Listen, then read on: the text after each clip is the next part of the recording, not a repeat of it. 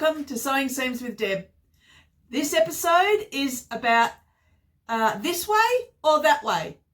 It's a tagged vlog that's going around, and I've been tagged by the lovely Katrina from Create Something Pretty. Thank you, Katrina, for thinking of me and for tagging me on this this round.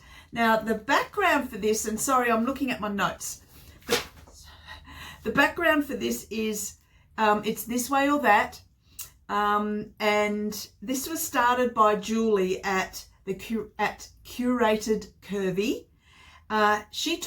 Julie took the idea from the Love to Sew podcast, and I went on to the website of Love to Sew, and I'm a big fan of the Love to Sew podcast. I've been listening to it for years.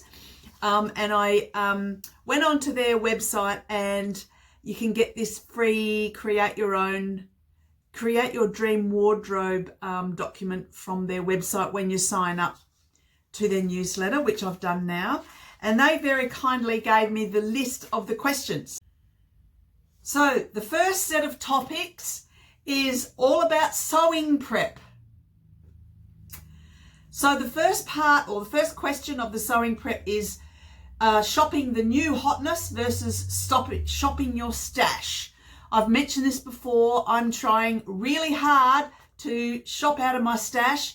I'm not really winning. I'm still purchasing some amazing fabrics when I see them, either on special or if I'm there in person.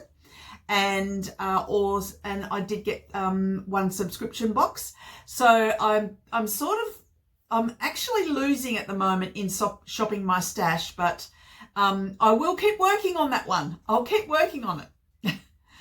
The next question is PDF versus paper patterns. Well, I have moved towards PDF patterns in the last couple of years. I was a bigger fan of the paper patterns. I do like both. And I was a bit worried, or a bit, I guess, put off by gluing or sticking the PDF patterns together, but I have actually got a bit better at doing that. So now I've got more PDF patterns than I have paper patterns. So now I'm converted. The next question is cutting versus tracing. So this is, do I cut the patterns out directly, or do I trace my size off and cut that out on a separate piece of paper? Well, I do both. When it's a paper pattern or a bought pattern, I will save the pattern and trace it off, and then cut that paper. So that is my preference. And some books as well have all the sizes in the one piece of paper. So I will draw that out in case my size changes, or if I want to make someone else that garment or something like that. So I don't like to cut the actual pattern. When it's PDF pattern, I will cut around. I will only print out the size that I want. So I work all that out. I figure out whether I have a size 12 all the way through, or a size 12 in the bust, and then that branches out to a 14 in the hips at the point of printing. And then I stick it together and cut that out. So most of those patterns are on actual printing paper. So the last one in this set of questions or topics is making a muslin or a toile versus just going for it. Well, I like to just go for it, but in a fabric that it doesn't really matter. So it's kind of a toile. I like it to be a wearable toile or a wearable muslin. So very rarely do I actually go through and create a muslin for that sake. I guess that swing coat that I made, the winter swing coat, 50s coat, the vintage coat, I made 2 muslins for that before I cut into it. So that's the only time I've really done a formal muslin in recent times.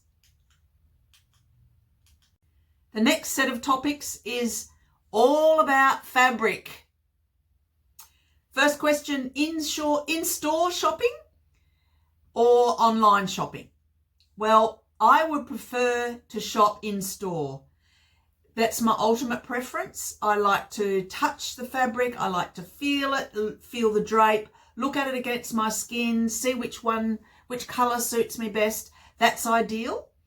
And although once I'm happy with the fabric, I sometimes do buy online. So my preference is in person. The next one is knits versus wovens. I love knits. I am confident with knits, and I am beginning to be more confident with wovens. So that's all coming with experience, I think.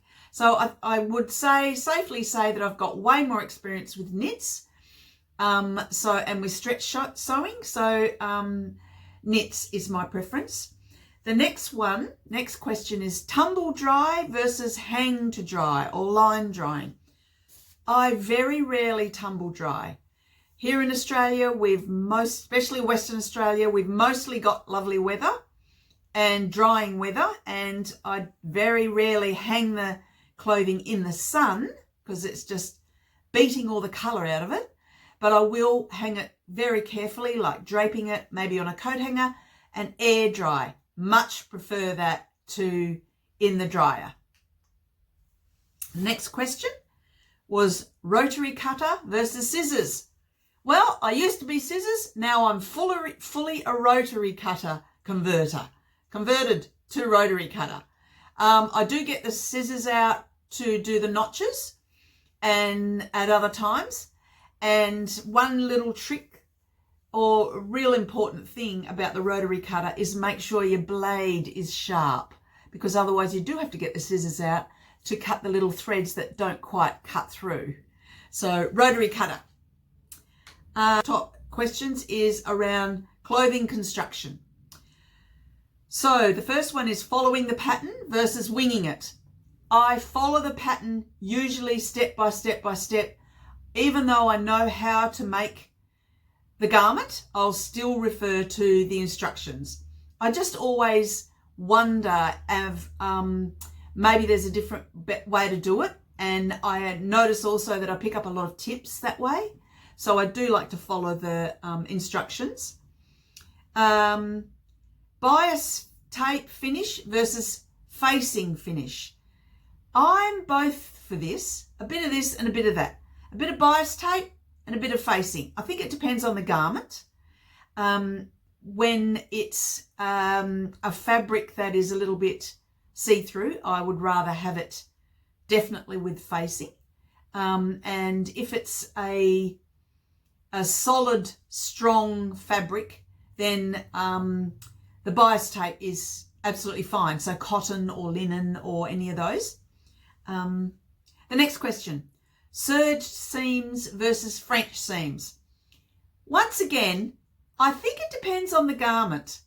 The Rhapsody blouse that I've made quite a few of and made it in the very light viscose fabric, I usually do the French seams because it will fray.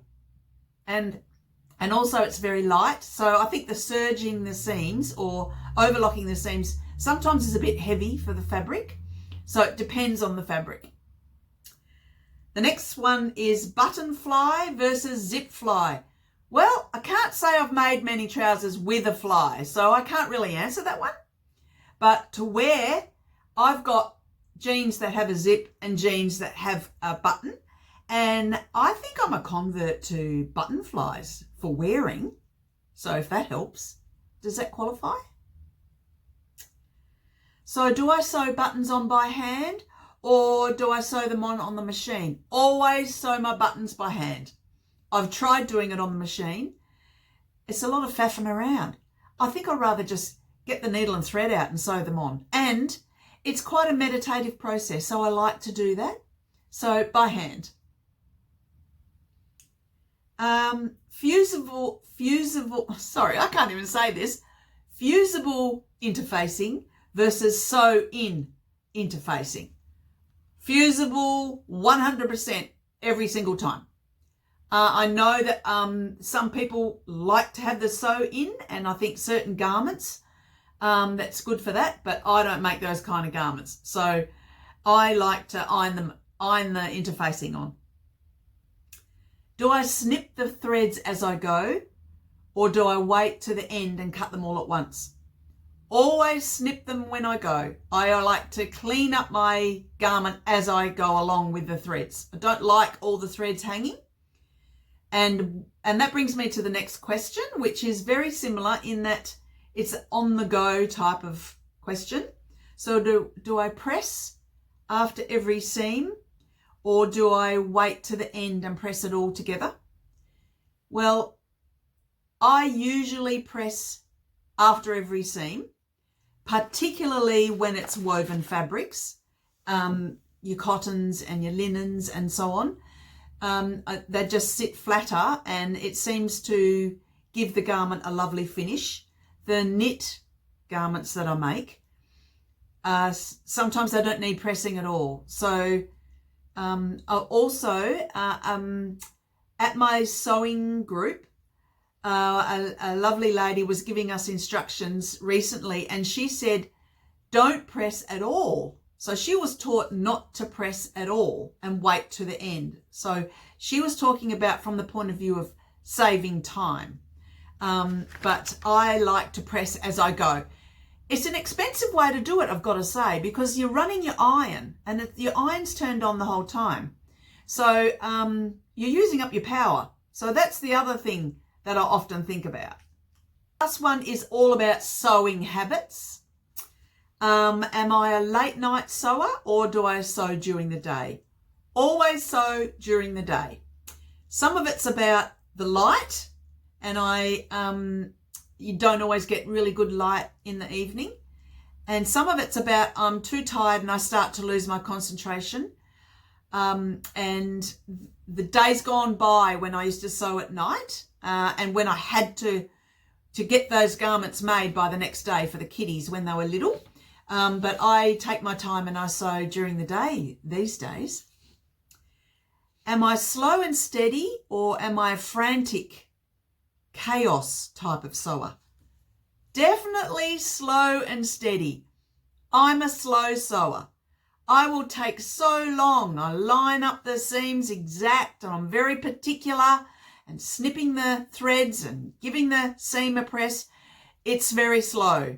Checking the instructions, all of those things take a bit of time. So I recognize within myself that I'm quite a slow sewer. And the last question is, do I tidy as I go, or do I tidy at the end?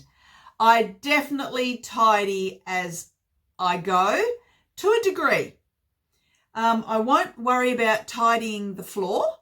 I will leave that to the end, and sometimes I'll leave it for a couple of projects. The floor doesn't always get that lots of threads everywhere, because I'm snipping the threads as I go and putting them in my little tiny bin. So my floor doesn't get as dirty. I don't like the floor to have too many bits of fluff or thread on them, because they get spread through the whole house. They get on your feet, on your shoe, and then it goes through the whole house. So if it's too threadbare or too many threads, I will run the vacuum quickly over it. And I've got carpet on the floor, so the threads stick to the carpet like glue. So that's an issue. So that's the list of questions that I've answered, and so I would like to tag someone as well.